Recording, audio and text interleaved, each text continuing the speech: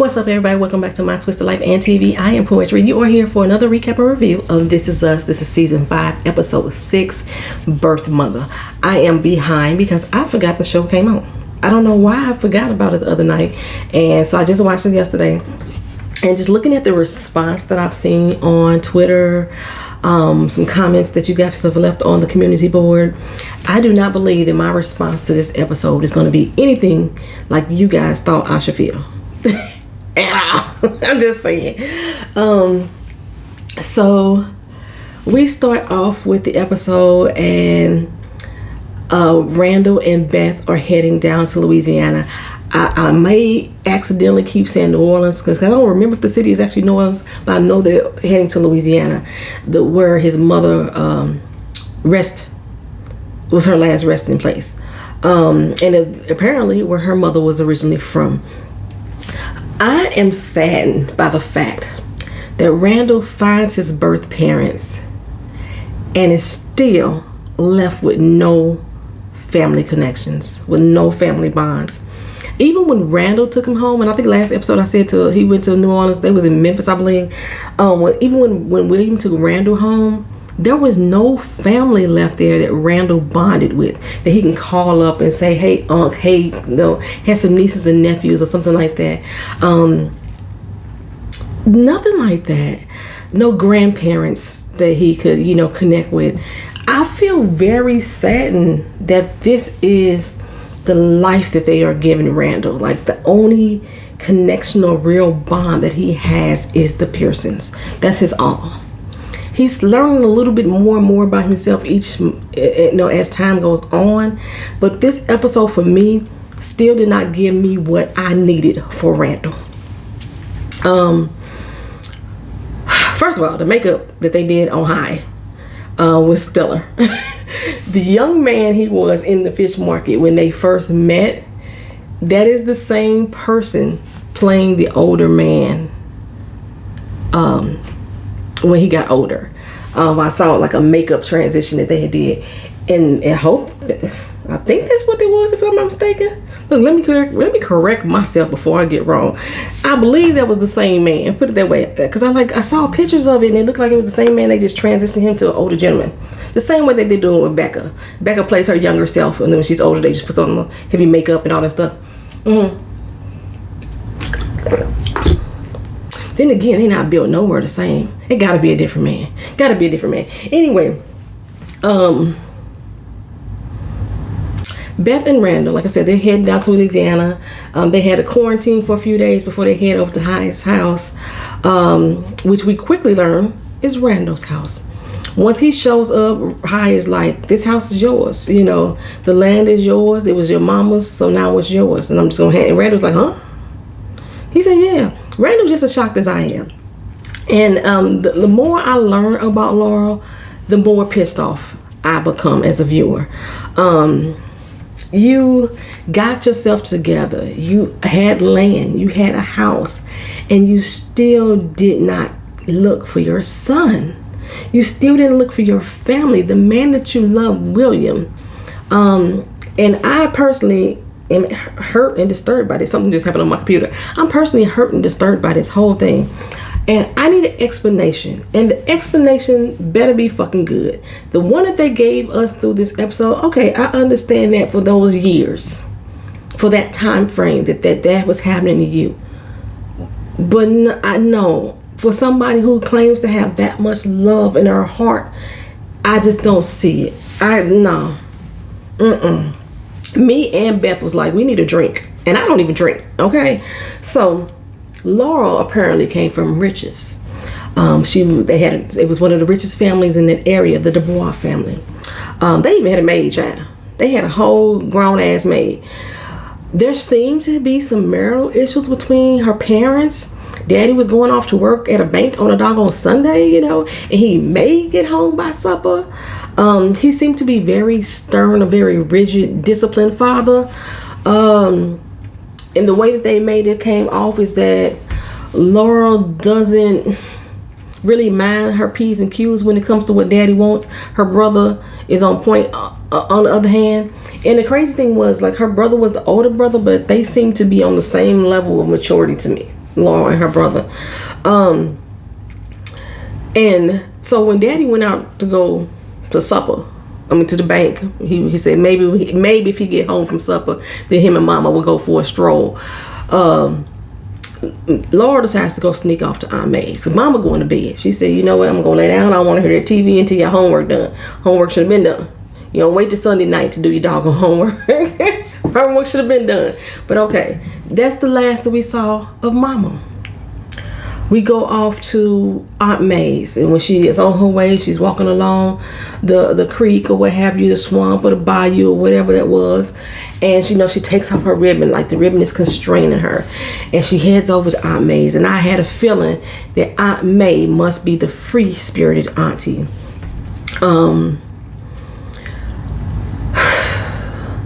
Which is why she had to go sneak off to go see her, right? So Aunt May says, that Laurel is actually just like her. She's the kind of person that likes to leap without caring what's below them. So yeah, that's hinting that Aunt May might be the more free-spirited type of person. However, they didn't really show me much to make me believe and understand that. But Laurel showed it when she proved that she was gonna go for a swim in the doggone bayou with her fresh pressed hair, her Sunday dress. She had a different dress on when she actually got into the water, which makes me believe she already had clothes over at Aunt May's, but still. And she messed her hair up, and then had the nerve to come home late. It was dark 30 when she brought her butt home. Now I'm like, now Aunt May, doggone well this child is gonna get in trouble. She ain't gonna go home before the street lights come on. I know doggone well you had to be in before dark during those times. You know what I'm saying? The street lights on, you better be home. And now on top of that, Daddy still got to come home from supper. You done missed all of that. You done missed it all. You come in here with your hair all messed up and everything, right? So she coming there late, and her brother trying to sneak her in, and Daddy like, no, where you been? And don't even fix your mouth to lie to me, right? So she admits that she had been over to Aunt May's, and her daddy was about to give her a beating. He was. He said, because he done told her before not to ever make her way over to Aunt May's. Not ever. Disobedience is not tolerated. Do it again, I'm going to beat the black up off of you. Now, he didn't say them exact words, but that's exactly how I translated what he did say. And she felt like if she can't go see Aunt May, she wasn't going to have nobody. The only person that she really had in that household that understood her was her brother Jackson. And Jackson said, I don't understand your ass either. Well, anyway, Jackson left and went to Vietnam, okay? And like any story that deals with the Vietnam era, we have the military brothers come in there to let them know that Jackson died at war. She was a lot older at the time that he passed away, but she didn't know how to deal with that grief. You never saw her parents come talk to her. They never had a conversation. Nobody consoled each other. The next place we saw her at was at Aunt May's, apparently after the funeral, because she was wearing all black at that time. And I don't think that she had ever stopped going to see Aunt May, truth be told, but she said, Aunt May said, you have to release that pain. And she's like, I don't know how to do that. I don't understand how to let that go. And Aunt May was like, yeah, you do. You need to go out there in the water. Something about the water is calming and freeing, and you can let go and release, right? And I understood where she was coming from in that moment, because, like, I can't swim worth a damn, y'all. I done had lessons left and right. Can't swim. I love being in the ocean. I love being in a pool. However, I can't swim. It's something about the water. Like I want to buy a house with a pool just so I can immerse myself in it. A hot tub, something. It's like something on the regular. Like it's quiet and calming, even if the waves are crashing. Like the sound itself is meditating to me. Like running water, flowing water, crashing waves, dripping water gets on my nerves. But like if it's just running full force out of faucet, I can meditate off the sound of that. I love it. It's terrifying as fuck though, because I can't swim. You know what I'm saying? Like I could be so drawn to water but still fearful of it at the same doggone time. Like I literally back up to the shower water because if it gets on my face I panic. I have to physically put the water on my face for me not to panic, but let the shower water spray in my face, I'm gonna have an anxiety attack in the shower. I don't know why. But I can go stand out in the rain and let the rain hit my face. I just don't understand I freak out though if somebody splashes water on me in a pool. But if I'm standing in the tide of the ocean and that wave come in and hit me, I'm fine. I'm crazy. Something ain't right with me. I know something ain't right with me. But that's just how I feel about water. I'm like that. Well, I may encourage her to get into the water, and all I can think is two things. Ain't it gators in Louisiana water? Ain't it gators there? And then, ain't daddy gonna see your hair again? He gonna know you was at Aunt May's. This is the sister he hates, apparently. We never got an explanation of why he hates his sister. Never got an explanation of that. So I'm sitting here thinking, they really trying to make me develop this soft spot for Laurel, right? She comes from this home with this super stern daddy, with an auntie that she's been forbidden to see. Her auntie is making her believe in a free mind, free thinking. She's really soft-spoken and mild-mannered, you know. As they really trying to get me this soft spot for her, and all I keep thinking about is, why did you not go get your son, or at least look for him? That's what I kept thinking. That's all I kept thinking of. So Randall was sitting there at the table, you know, years after your death, learning about who you are through a strange man. He is stunned, to say the least. He is. He just learned in this moment that he had a whole grown ass uncle. And in 5 minutes, he lost that man at the same dang on time. So he asked, hi, okay, let's cut the shit, you know what I'm saying? Why do you know so much about her? He said, well, it's because Laurel was the love of my life. Say what now? Because what's all Randall know is that Laurel was the love of William's life. Now you telling me that she was the love of your life? How, Sway? Let me know, right? So, he said, you know, one day he was out there on that same bayou fishing, because, you know, he just came here as a refugee from the war. And earning fishing was a way that his family could earn money, so he out there fishing. And then all of a sudden he heard a scream. Well, it's Laurel. She in the water. She out there releasing. He thinks she out there drowning. How she didn't see him on that damn boat, I don't know. I can understand how he didn't see her, this little head bobbing in the water, but how she didn't see him, I don't know. He jumped in the water to go save her, you know, and, you know, they tussle and everything. She's like, I ain't drowning. Let me the fuck go. Let me go, right? So later on, she hanging with Auntie May. They down in the market, I believe, and they talking about her boo thing that she has. Her boo thing seem to hang out with her daddy a lot. It's Sunday. They down there at the bank again, right? And she runs into Hy, the one who just saved her at the market. He didn't know not a lick of English, but he was still smart enough to figure out a way to set up that damn fish stand at the market to make some money for his family. And money talks. Money is a universal language. He didn't have to know the language in order to do that.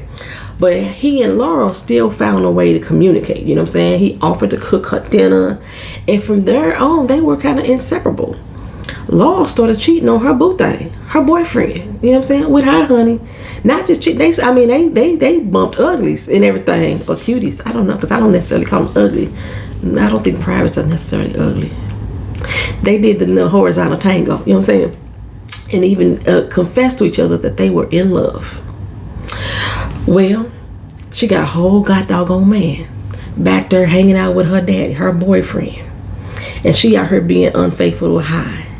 And for some reason, this is supposed to make me feel softened to Laurel. Even though later on Hy said the words to her father would never let them be together, they didn't show us that there was like tension either in the air from people around in society or with them, that they had to have this secret love, other than the fact that she had a boyfriend. And then like every once in a while they would show them at the house and he over there for dinner and everything. Tell your man you don't want to be with him. Like it did not give me a soft spot for Laurel. that she couldn't be honest with at least the guy. She didn't want to disappoint her daddy, because her daddy was like, you gonna marry him or what, else, you know what I'm saying? They did arrange a lot of marriages for people back in the day, especially based on status and stuff like that. You gonna marry who I tell you to marry. But they didn't build that for me to be like, oh, they just had this love that was so endearing that she didn't already have a boyfriend when they fucking met. And like I said, she was talking to Aunt May about it, that she led us to believe, okay, they didn't have any chemistry. Everybody in the town wanted him. My dog barking. Hold on. It ain't an Amazon pickup or nothing. That's usually what he barking for. But they didn't lead us to believe that she couldn't have dumped that man. You know what I'm saying? Things just wasn't working out, and she had to keep. I didn't get that. It was implied, but for me, I needed more. I still didn't have a soft spot. It was okay, cute. She found this cute little Asian man that she was digging on. She was loving on. They hung together. She helped him learn English. They just really vibed together. Why she had to keep him a secret, I wish I would have been able to see that more in this particular episode. But she sneaks back in the middle of the night after being with High one night, and I thought Daddy was gonna be mad.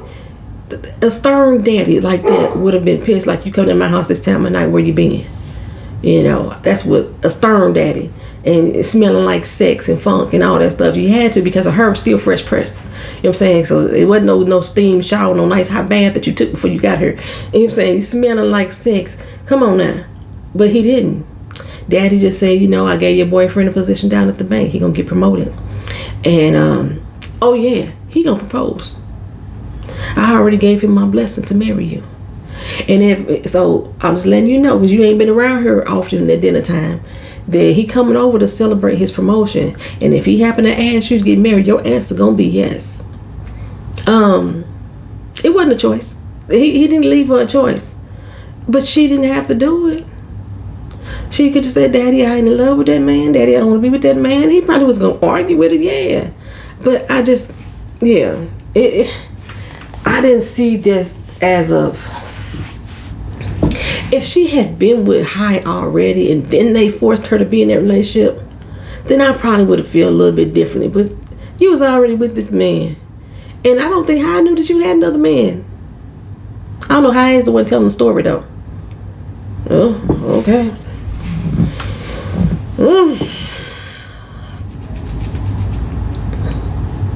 So she goes to High and was like, hey, let's leave. I can't stand being here one more day.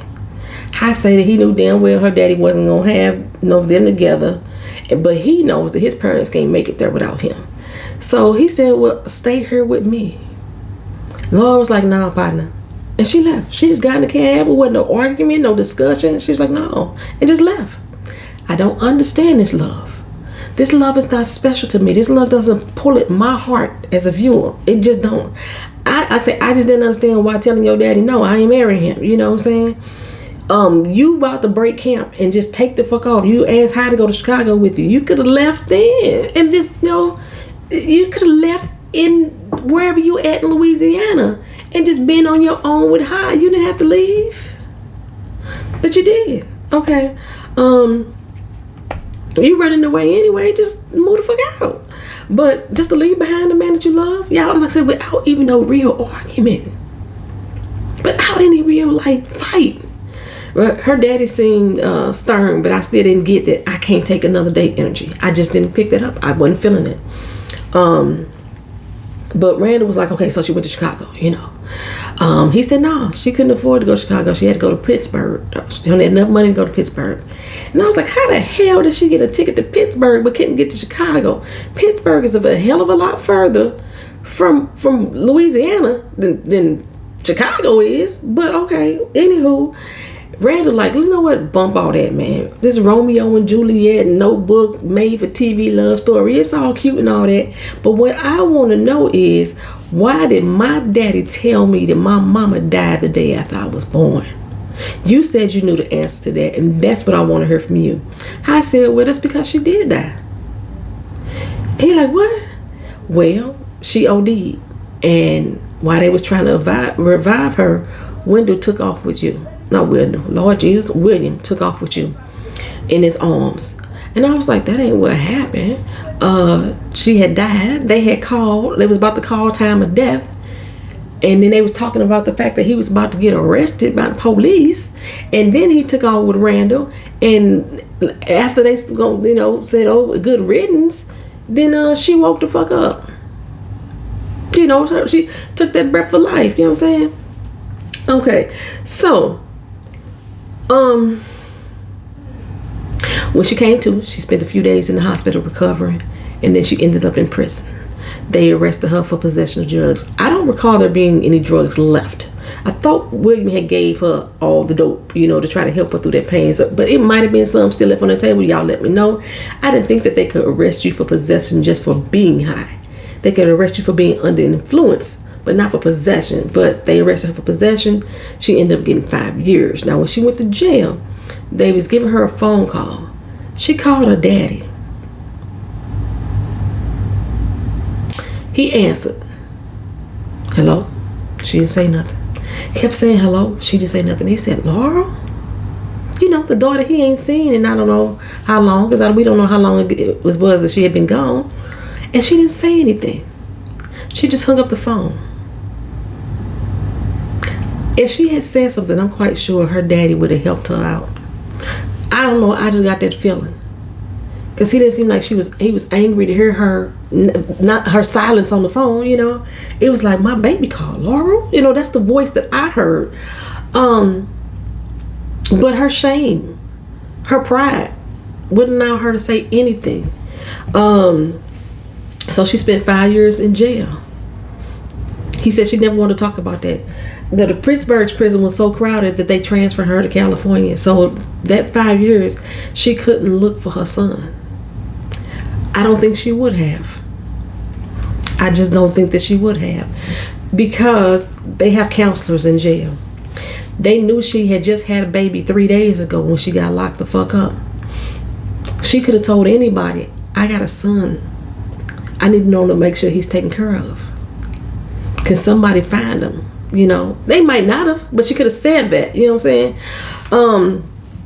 But she got out of jail in 1985 and only had money for a one-way ticket home from California to Louisiana.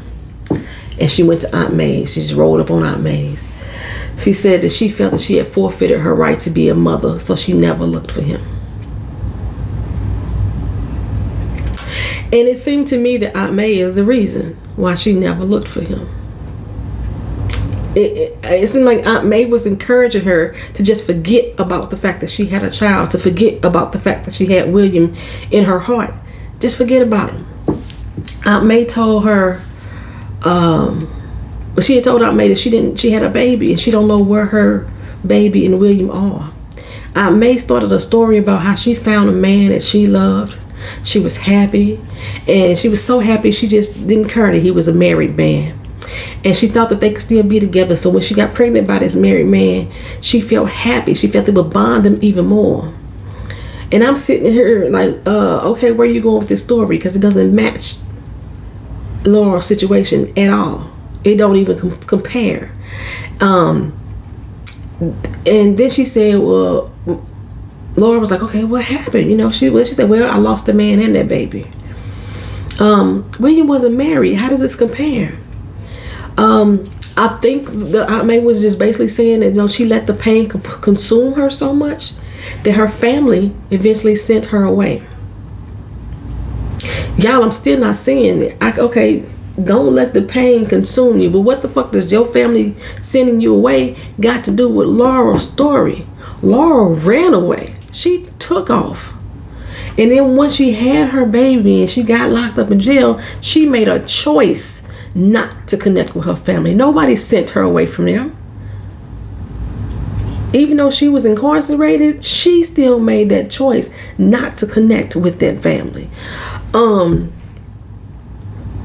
So I'm assuming that Aunt May was basically telling her, did you know, fuck them, forget about them, block out that pain. You know what you need to do, get into that water. That's where I found my salvation, in that water. After she had returned home, I don't know what Aunt May had did, but she left, her family sent away, and then she came back and she found her salvation there. Is this why her brother hates her?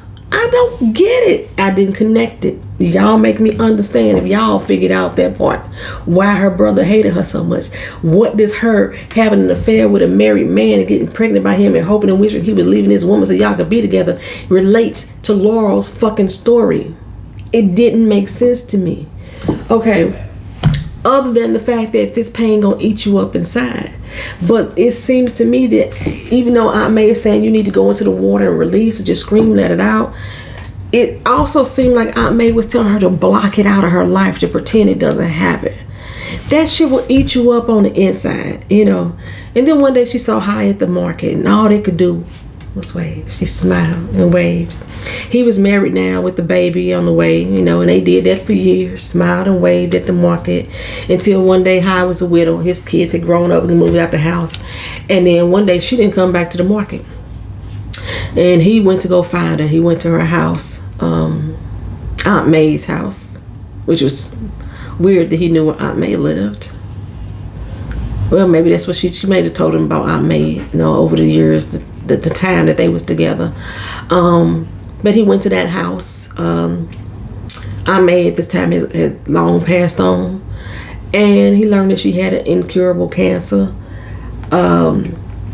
But that's at the point that they rekindled their love, and it was able to do so for at least 2 more years.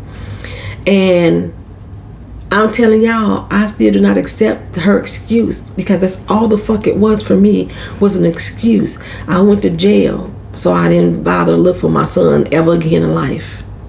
I went to jail for the first 5 years of his life. He was 5 when I got out of jail, so I bothered not to look for him at all in life. You know what I'm saying? She chose not to look for William, to reach out for William because of shame, because of pride. She chose not to look for Randall because of what? Shame, because of pride. She chose not to talk to her daddy on the phone. They may have been able to even help her out with money and finances to help her get what she needs to find their child, their grandchild. We never knew what happened to them, whether they lived or died, you know what I'm saying? Whether there was, I guess Aunt May never had any other kids, and maybe there was no other sisters and brothers. Randall had no other family.